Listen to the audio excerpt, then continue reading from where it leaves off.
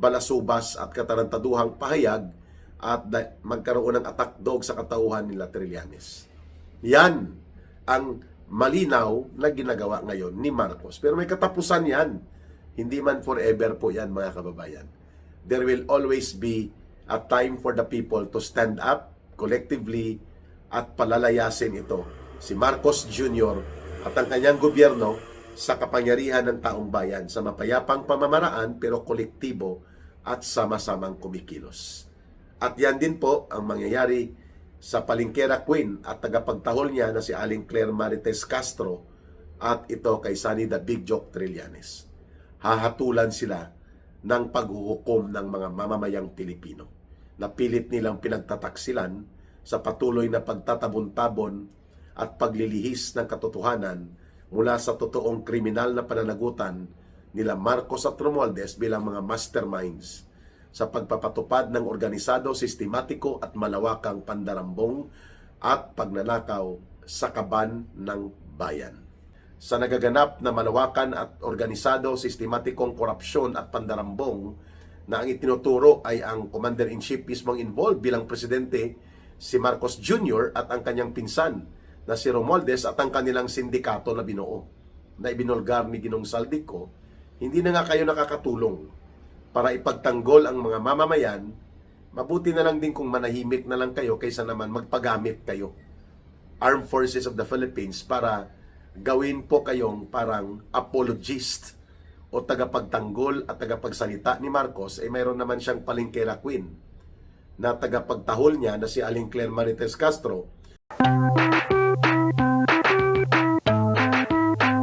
Po dito sa umiinit na mga reaksyon hinggil po sa nangyari sa paglalantad ng 18 former soldiers, 16 mga Marines, isang Army at isang Army Reservist. Hinggil sa kanilang pagbubuo ng salaysay kung saan kanila pong ipinakita na ang mga naunang inilahad mula doon sa testimonya ni Sergeant Gutesa na naging kasama din nila sa security team and assistance na mga detailed kay Ginoong Saldico nung si Saldico ay bahagi pa po ng Kongreso at ng inner circle ng sindikato nila Marcos at Romualdez sa pangungulimbat ng Kaban ng Bayan. At itong 18 na brave men na tinaguri ang the 18 new brave men, no, na dahil 18 sila, and we have come to know na may mga 10 pa yata na magbibigay din ng karagdagan pang mga detalye at patutuo sa mga naunang salaysay na ito. Mga kababayan, ang unang reaksyon din dito ng Malacanang nakuha natin kahapon ng buong kabastusan at walang paggalang sa mga mamamayang Pilipino na nagpahayag itong tagapagtahol ni Marcos na si Aling Claire Marites Castro. She does not deserve to be the undersecretary diyan sa Malacanang, pero dahil butangera at palingkera ang dating at pangbardagulan, kinuha siya ni Marcos at ni Lisa Araneta.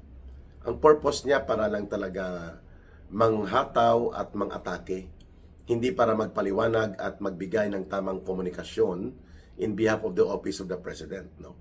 Kaya naman po, sabi niya, lousy script, yun ang sinabi niya, no? At ganyan din po ang naging reaksyon, kapareho niya, ni Sunny Trillanes, no? Ni Trillanes, the big joke man Trillanes, no? Kasi isang malaking joke, isang malaking komedya itong si Trillanes, na kung makaasta, akala mo siya ay napakagaling sa mga pagpapahayag ng kabutihan, yun naman pala ay batbat ng mga kabaluktutan dahil nailalantad po na isa siyang political mercenary operating in behalf of Marcos and Romualdez.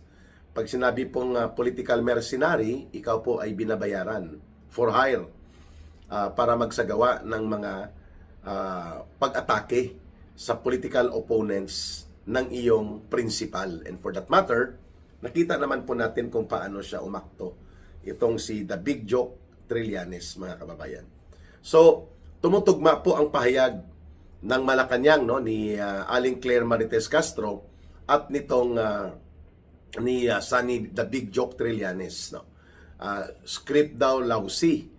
At ito daw ay isang pagtatangka sa pagdestabilize ng bansa, ng gobyerno, at hindi para sa pagsisiwalat ng katotohanan. Unahin natin muna itong naging counter-reaction ni dating Congressman Mike Defensor, sapagkat siya po ang inaakusahan ni Aling Claire Marites Castro at ni The Big Joke Trillanes na siya ang pasimuno nito ng paglalantad ng 18 former soldiers, no? Mga dating sundalo ito na nagsilbi sa ating sandatahang lakas. At binanggit ni Congressman Mike Defensor sa isa sa naging pahayag niya din kahapon na wala man lang kalatoy-latoy ng isang matino na opisyal ang mga pahayag na ginagawa ni Aling Claire Marites Castro bilang tagapagtahol ni Marcos. Palengkera, no? Akala mo nagtitinda without insulting or putting down yung mga taga-palengke na nabubuhay sa palengke ng Marangal, no? Mga vendors, yung mga nagtitinda sa palengke. Without putting them down, ang paggamit po nitong description na palengkera kay Aling Claire Marites Castro ay dahil sa palengke po okay lang magsigaw ka eh. Magsisigaw-sigaw ka ng, oh, sibuyas, sibuyas, sibuyas. O, baboy, baboy, baboy. O, 380 ang kilo. Okay lang po yon kasi palengke po yon. Yan po ang ibig sabihin, palengkera. The way Claire Castro handles herself and leads the communication team ng presidente, parang ganun po ang style, kaya tinawag siyang palengkera. Pangalawang beses po itong tinawag siya in public na palengkera ng mga matataas na may katungkulan sa gobyerno o dati may katungkulan sa gobyerno. Ang unang nagtawag po nito kay Aling Claire Marites Castro na siya ay isang palengkera at wag naman sana maging parang taga-palengke ang kanya mga estilo ng pahayag sa Office of the President ay ang dating Executive Secretary ni Marcos na si Lucas Bersamin, no? Noong panahon po na hindi pala nag-resign si dating Chief Justice ito ng Supreme Court at naging Executive Secretary ni Marcos, tinanggal pala ito at sinipa. Inunahan na ni Aling Claire Marites Castro, also known as Aling Claire Palengkera, na ipahiya si dating Executive Secretary Bersamin. Ayun, sinagot siya na maghinay-hinay ka at magunos dili ka kasi wala akong na-submit na resignation letter. At hindi ako nag-resign. So, parang palengkera ka. So, pag ginamit yung katagang palengkera, yung salitang palengkera, hindi po yun para ipababain ang pagkatao ng mga nabubuhay sa palengke, kagaya ng mga market vendors. Marangal po yan, mga kababayan. Pero yung style, yon. Yung sabi ko nga, yung ngal-ngal ka at ngawa ka ng ngawa, parang barker din. Kaya tinatawag ko siya na pambansang tagapagtahol ni Marcos, yung barker sa Cubao. O Cubao, Cubao, Cubao, Kugyo, Kugyo, Cubao, Cubao, Cubao. Yan po ang barker. O, 10 pa, 10, 10. O, 2, usog sa kanan, usog. Ganon po ang barker. Ang palengkera naman, sibuyas, sibuyas, sibuyas. O, kamatis, 3 lang. 3 kilo na lang.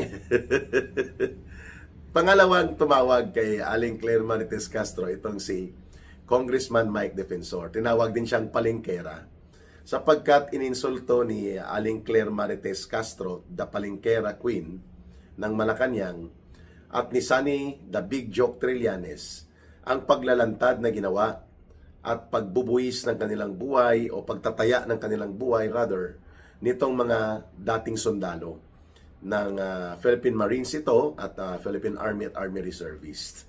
At ang sabi pa ni Congressman Mike Defensor, instead na inaatake nyo ang mga nagpahayag at ang kanilang mga salaysay, bakit hindi nyo sagutin? Ba't hindi kayo magpaliwanag? O kaya naman, mas maganda pa, harapin nyo sila sa investigation panel. Which, tama naman ang binanggit ni Congressman Mike Defensor. Why would you attack the messenger when you cannot even answer and clarify their message? Di po ba? Ang sinasabi nila, nagdi-deliver sila ng mali-maleta na mga pera, binibilang nila, sinisilid sa maleta dahil ito ang sistema ng kalakaran ng pagiging bodigero ni Saldico in behalf sa sindikato nila ni Marcos at Romualdez. At nagde-deliver sila doon kay Martin Romualdez sa Forbes Park, sa McKinley Road, doon kay Marcos sa Forbes Park, sa Paway Ilocos, sa Malacanang sa Aguado Street. And kung ano-ano pang mga delivery areas na kung saan po umaabot sa close to 900 billion pesos sa kanilang kwenta ang na-deliver nila. Wow! So tumutugma po ito sa katotohanan na sa flood control projects pa lang alone, na ginawa nilang ghost ito at ginamit nila Marcos at Romualdez na cover para magkaroon ng sistematiko at organisadong pandarambong at pangungurakot. Dahil madaling iwala at mawala ang mga flood control, pwedeng maanod ng baha pag tumaas ang tubig baha at ng ulan, pwede nang wala na. Kahit wala ka naman talagang ginawa na flood control projects. Umaabot yan sa 1.4 trillion pesos sa flood control projects pa lang na tinatawag. Ang kinulimbat at nawala. At tumutugma naman ito sa sinasabi ng mga 18 new witnesses na the 18 new brave men. No?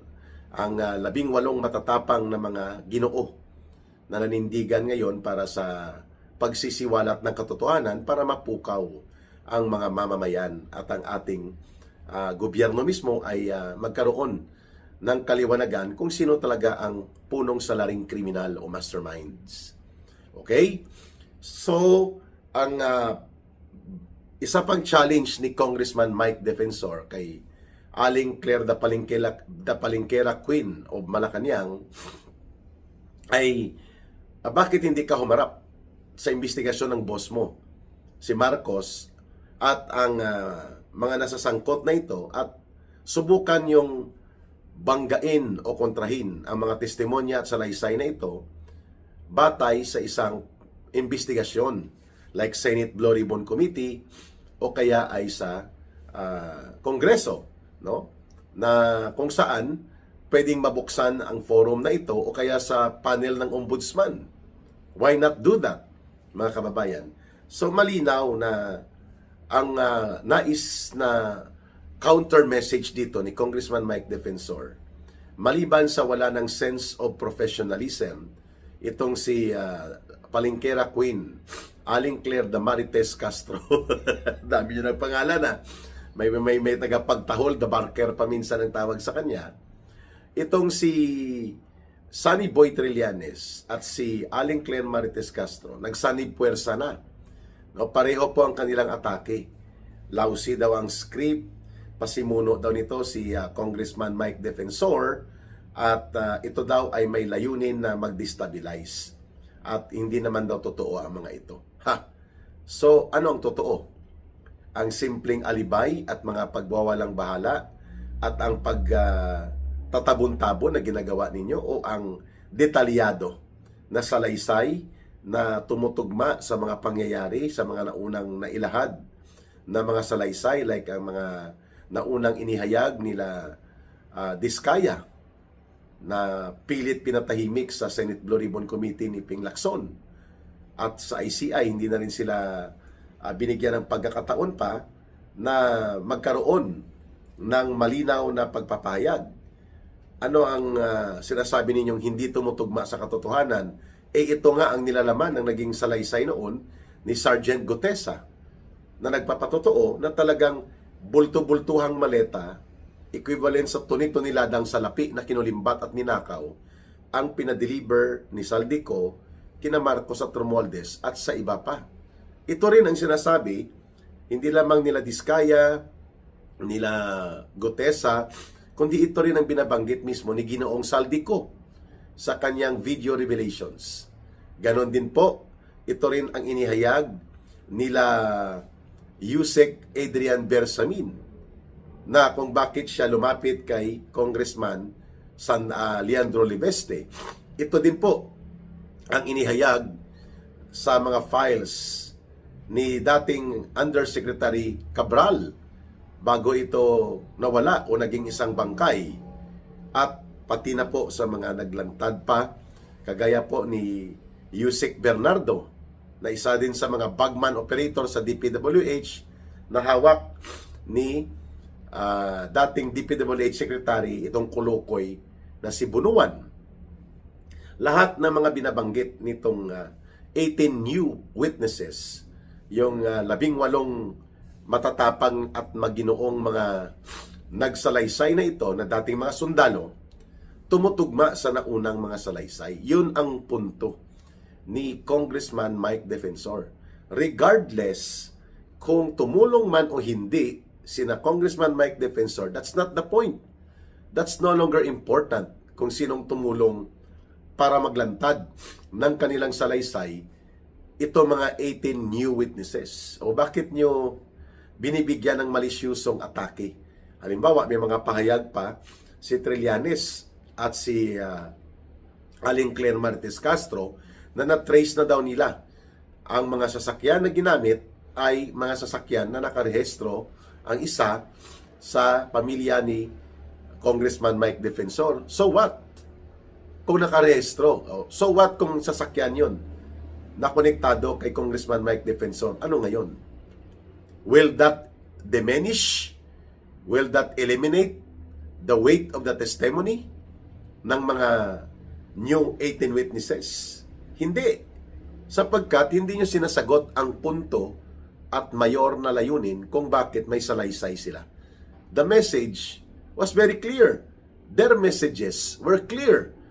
Nag-deliver sila kay Marcos, nag-deliver sila kay Romualdez, at sa iba pa mga opisyal ng gobyerno at mga kongresista na mga nasasangkot, pati sa mga komunistang terorista sa panahon na si Saldico ay siya ang nagsisilbing budigero at distributor ng partidahan sa kinulimbat at kinurakot na pera.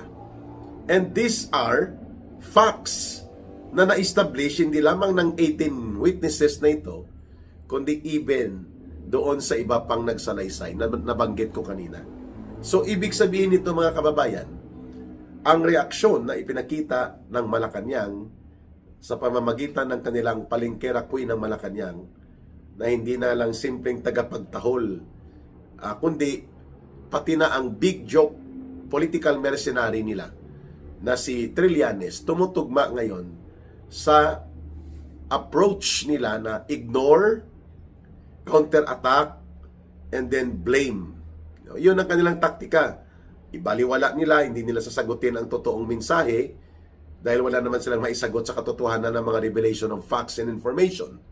And then, mag-counter-attack sila, personality attack, at hindi nila sasagutin ang totoong issue, and then, i-blame nila.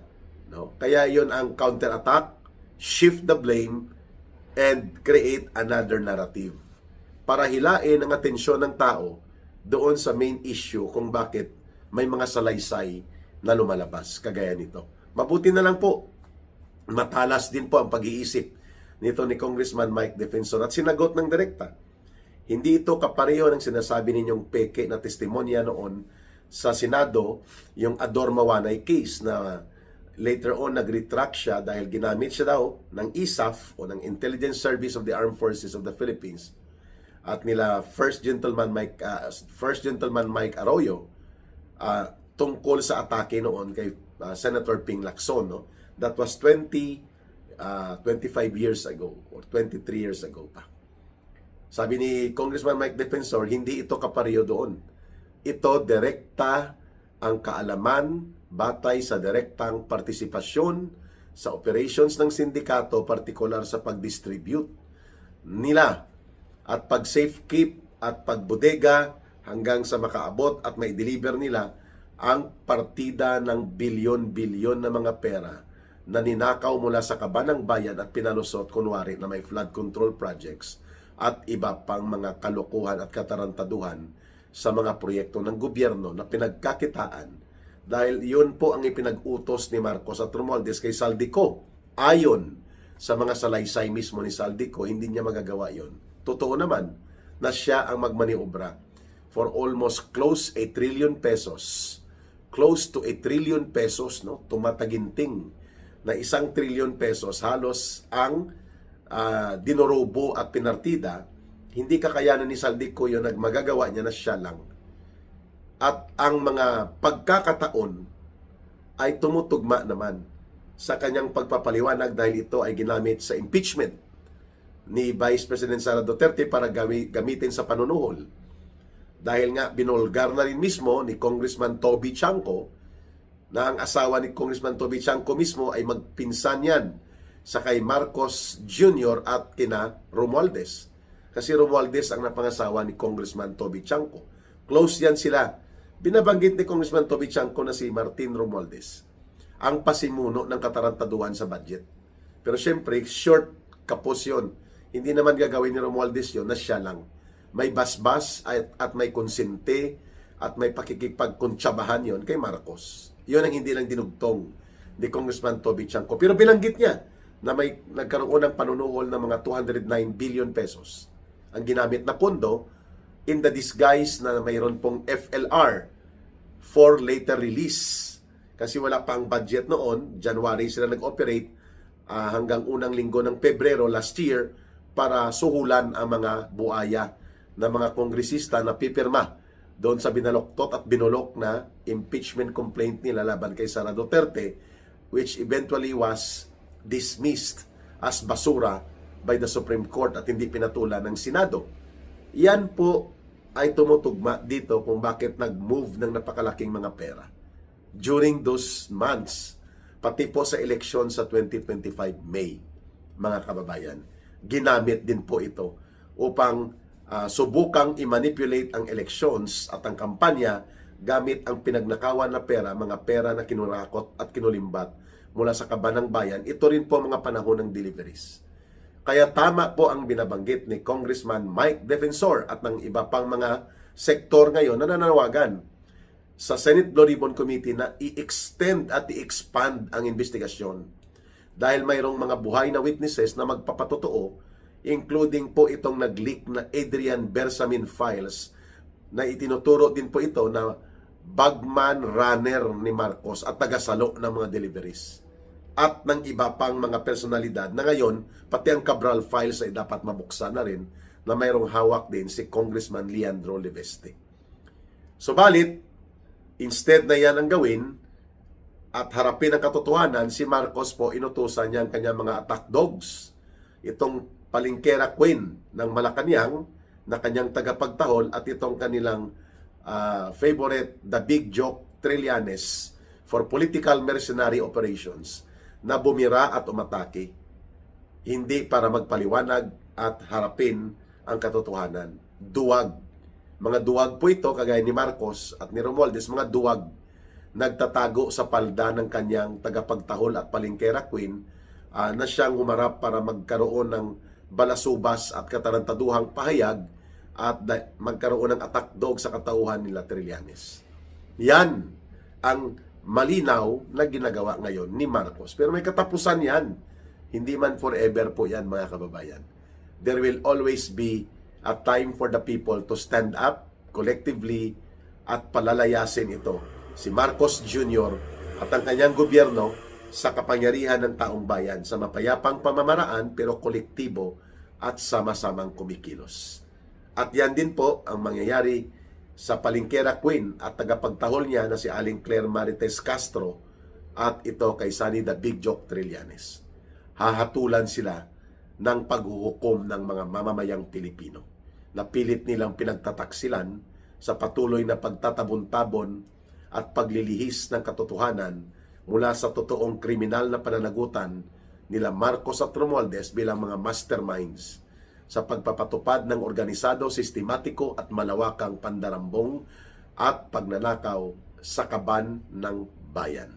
Ng mga dating general ng Armed Forces of the Philippines, hinggil po dito sa sinasabing expose and revelations ng ating mga dating mga sundalo, 16 Marines and 1 Army soldier and 1 Army reservist.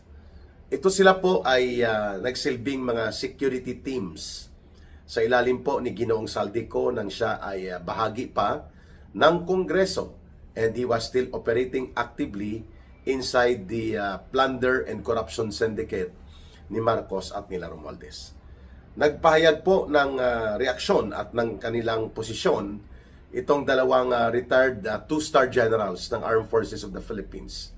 Ang isa po ay si Major General Orlando De Leon at ang isa ay si Major General Romeo Puquis. Sinasabi po nila na wala pong ex-Marines, kundi Marines. Ibig sabihin po, retired, active, or patay, Marines pa rin po para sa kanila yan. Yan ay tradisyon ng mga sundalo, mga kababayan.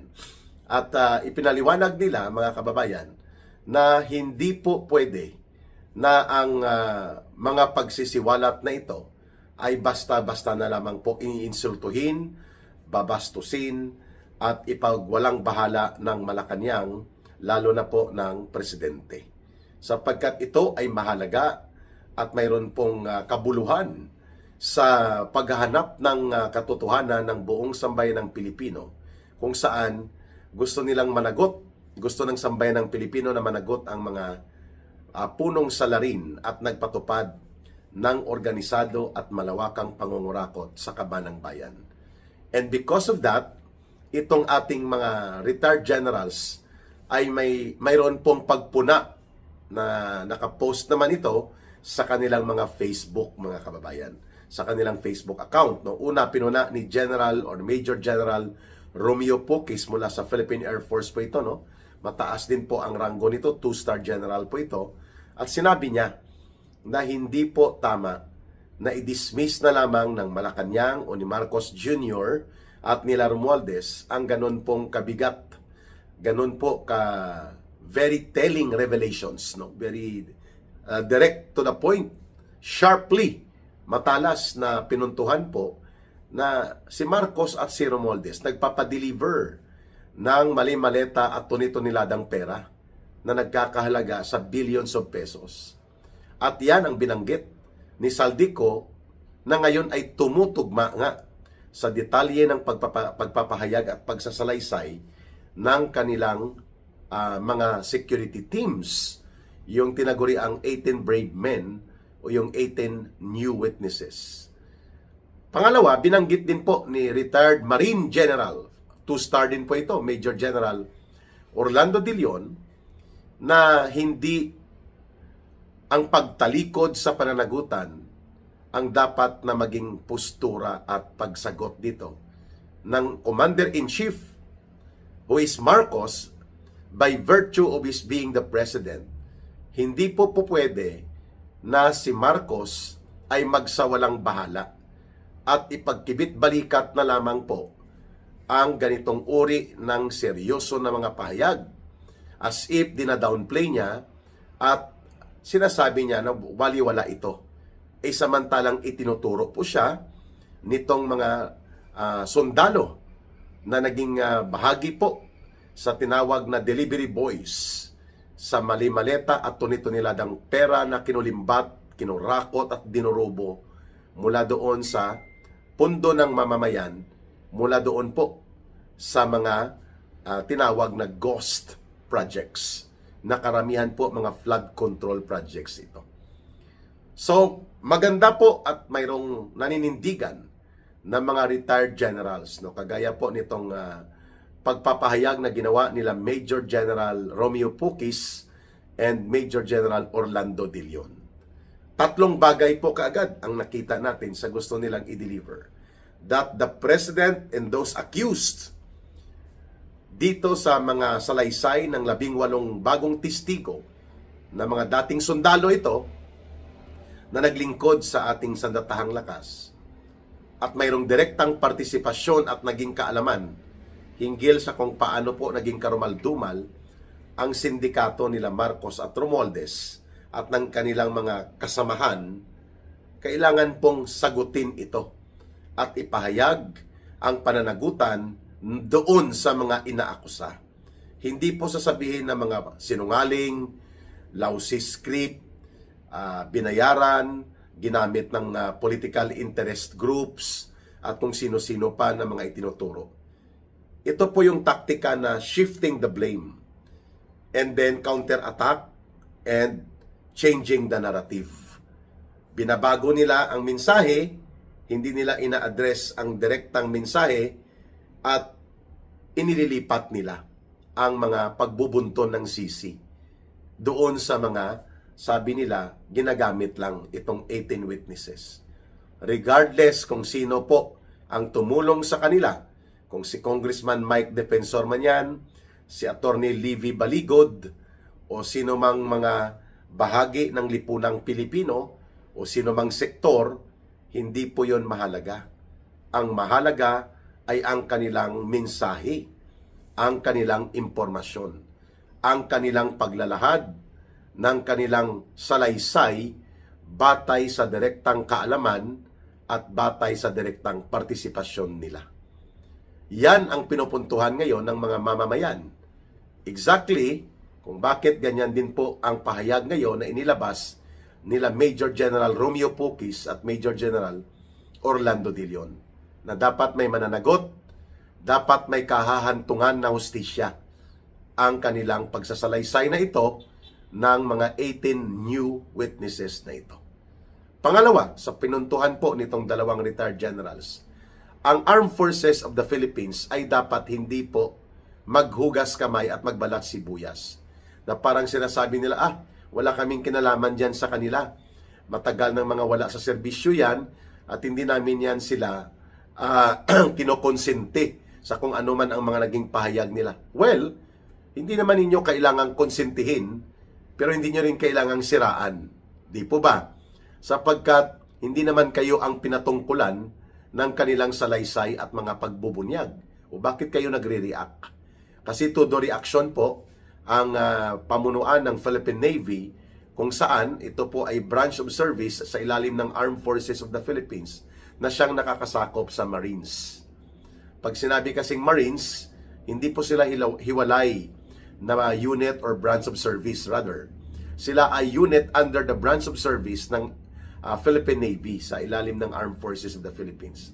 So, todo depensa sa kanyang organisasyon ang Philippine Navy, ang Philippine Marines, no?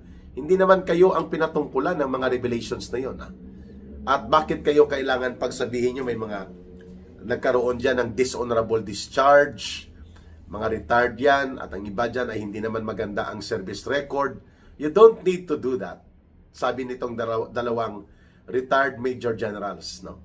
Ang isa dyan, Philippine Marine yan, member ng Philippine Marines, I think, naging commandant ba siya?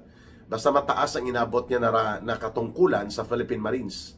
Itong si Major General Orlando de Leon.